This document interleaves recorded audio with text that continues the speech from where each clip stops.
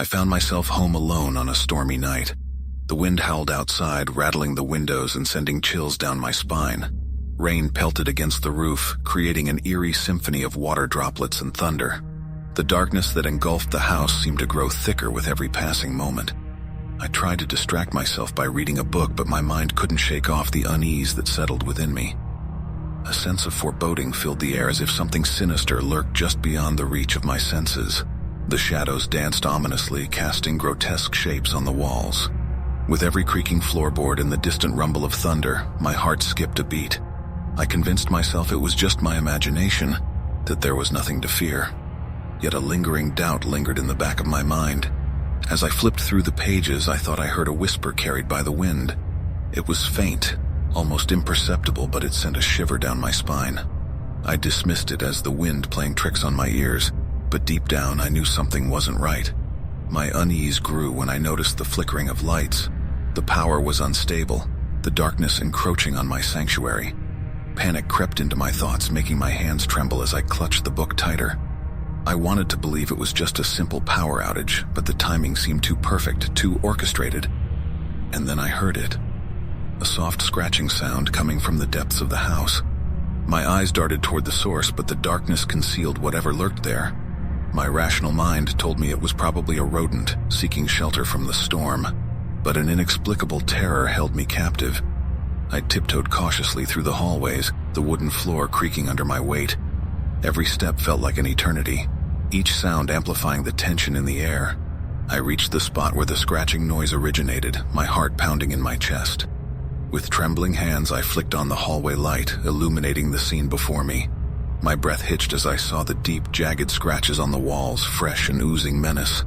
Panic overwhelmed me as I realized that no rodent could have caused such destruction. A sudden gust of wind extinguished the lights, plunging me into darkness once again. My heart raced as I fumbled for my phone, desperate to call for help. But as I unlocked the screen, the battery icon blinked ominously, almost drained. Frantic and terrified, I stumbled through the hallway, guided solely by the flickering lightning outside. As I reached the front door, a bone-chilling voice echoed through the house, chilling me to the core. "You thought you were alone, my dear," it hissed, dripping with malice. I threw the door open and ran into the storm, the rain drenching me within seconds. The wind whipped against my face, and with every step I felt as if 1,000 eyes watched my every move. I didn't dare to look back, fearing what horrors awaited me in that forsaken house. To this day, I don't know what it was that haunted me that night, but the memory of that voice, that feeling of being watched, will forever be etched into my mind.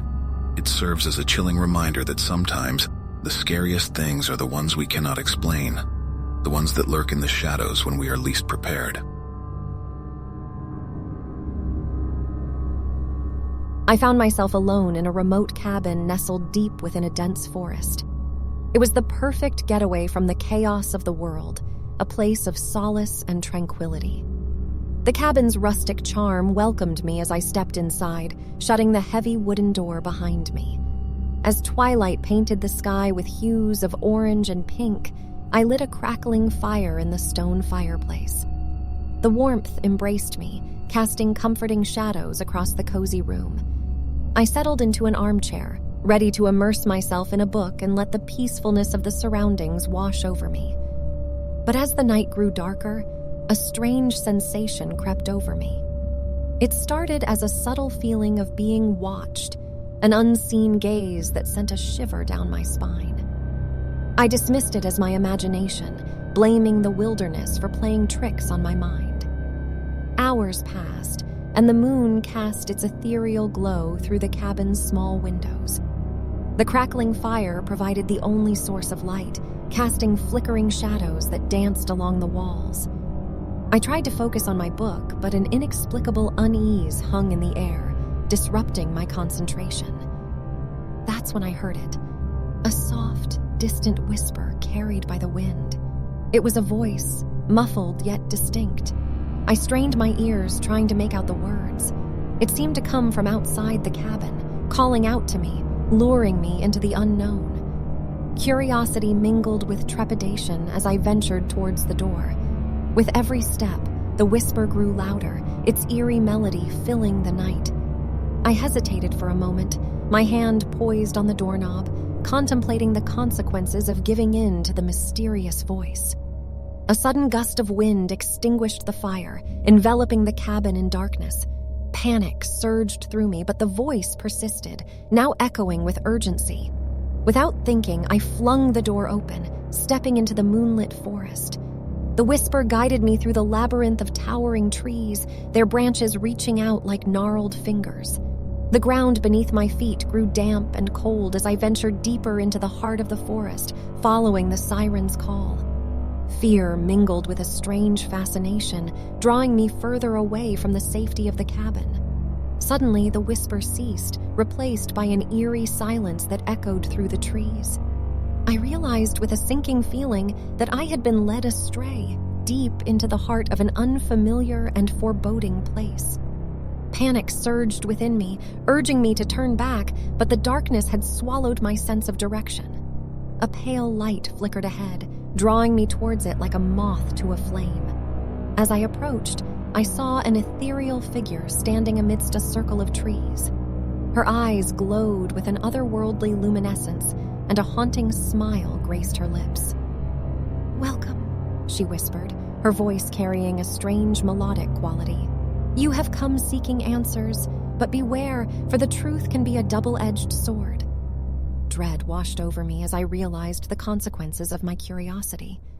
I had stumbled upon something ancient and powerful, a force that had lured me into its web. The forest closed in around me, trapping me within its clutches. To this day, I am but a lost soul, forever entangled in the enigma of that forest. The whispering voice remains etched in my mind, a haunting reminder that some mysteries are not meant to be unraveled, and some paths should never be ventured upon. In the heart of a bustling city, I found myself alone in an old, dilapidated apartment building. The walls were adorned with peeling wallpaper, and the air carried a musty scent of neglect. It was a place forgotten by time, its secrets buried within its decaying walls. As night fell, the city's symphony of car horns and distant chatter gave way to an eerie silence. I sat in the dimly lit living room, the flickering light of a single bulb casting long shadows across the cracked floorboards. A sense of isolation settled over me, amplifying the emptiness of the surroundings. As I tried to shake off the unease, I heard a faint scratching sound coming from the ceiling above. My gaze fixated on the source, and with every scratch, my heart quickened its pace. I convinced myself it was nothing more than rats scurrying through the walls, but deep down I knew there was something far more sinister at play. With a hesitant breath, I rose from the worn-out couch and decided to investigate. The sound seemed to lead me to the top floor, where the darkness clung to the narrow staircase like a malevolent presence. The creaking steps echoed through the empty building as I ascended, each one sending a shiver down my spine. As I reached the final floor, I noticed a faint glow emanating from beneath the door of a vacant apartment. A mixture of curiosity and apprehension compelled me to approach. I pressed my ear against the door, straining to catch any sound that would reveal the mystery within, and then I heard it. A haunting melody, delicate and mournful, seeping through the cracks of the door. It was a song that spoke of sorrow and longing, its ethereal notes captivating my senses. I found myself inexplicably drawn to the room, my hand reaching for the doorknob. The door swung open, revealing a scene bathed in an ethereal glow. The apartment was empty, save for a grand piano standing in the center of the room. Its keys danced under the touch of invisible fingers, producing the haunting melody that had captivated me. I stepped inside, the air thick with an otherworldly presence. As I approached the piano, the music swelled, enveloping me in a bittersweet embrace. I watched in awe as the keys moved with an unseen force, the melody hauntingly beautiful yet tinged with a deep sense of sorrow. But as the music reached its crescendo, a figure materialized before me, a woman, her ghostly form translucent and fragile. Her eyes held a haunting sadness as she continued to play, her fingers gliding effortlessly across the keys. "Stay," she whispered, her voice carrying the weight of 1,000 forgotten dreams. "Stay and bear witness to my eternal lament." Fear gripped my heart, but a profound sympathy urged me to remain. I watched as the specter poured her soul into the music, the melody intertwining with her essence. The room seemed to swell with emotion, a fusion of despair and longing that reverberated through my very being.